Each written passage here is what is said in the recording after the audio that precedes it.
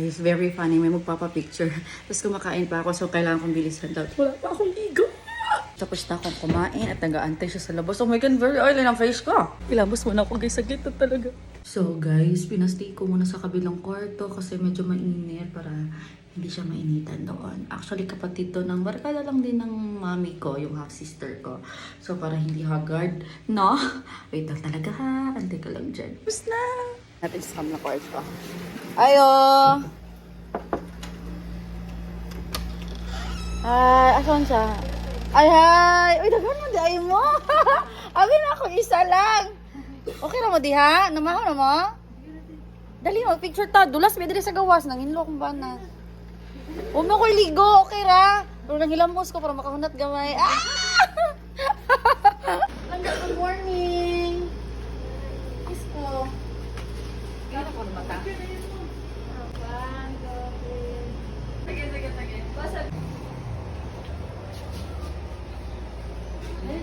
Sige, magsagtapon!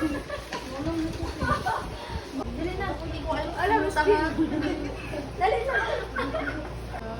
Sino nagtabon? 1, 2, 3. Yarn.